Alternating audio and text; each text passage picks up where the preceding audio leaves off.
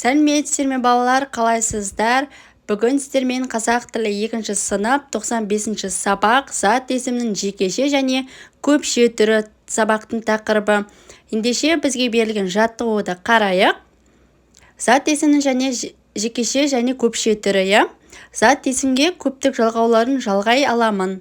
45-ші жаттығу: өлеңді оқы. Төлдерім: бота төлі түйенің, құлын төлі биенің, қойдың төлі қозыны момыным деп білемін. Бұзау төлі сиырдың, ырыс құтты үйімнің, ешкі төлі лаққа шынағым деп сүйендім. Арасанбай естеніп зат есімдерді тап, оларды зат есімнің көпше түріне айналдырып айт. Бота, түйе, құлын, бие, бұзау, сиыр, ешкі, лақ. Боталар, түйелер, құлындар, биелер, қойлар, қозылар, бұзаулар, сиырлар, ешкілер, лақтар. Бұлар көпше болып айтылады, балалар. Ендеше келесі жаттығуды қарайық. Ал енді балалар, келесі 46-шы жаттығу: мәтінді көшіріп жаз. Түйе 4 түліктің бірі. Ол шөлге төзімді. Түйенің сүтінен шұбат жасалады. Ал келесі 47-ші жаттығу: көптік жалғауларының тестісін қойып, сөйлемдерді жаз. Түйе тер дерлер боздайды. Сиыр лер лар дар мөңірейді. Қой дар лар тар маңырайды. Ит тар дар тер үреді. Түйелер боздайды. Сиырлар мөңірейді. Қойлар маңырайды. Иттер үреді.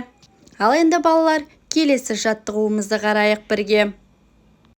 Ал келесі біздің соңғы жаттығуымыз балалар, шығармашылық үзіліс. 48-ші жаттығу: шеңбер бойына жасырылған түліктердің атауын тап деген.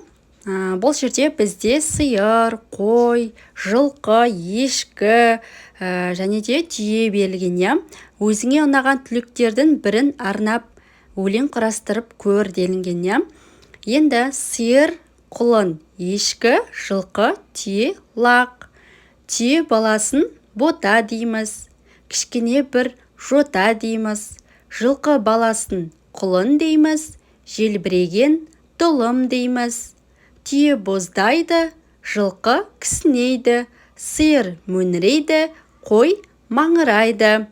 Балалар, осымен біздің сабағымыз аяқталды. Балалар, менің каналыма тіркеліп алыңыздар. Менің каналымда қазақ тілі және де қазақ әдебиеті, математика сабақтарының барлық жауаптарын мен өз каналыма салып қойған болатынмын.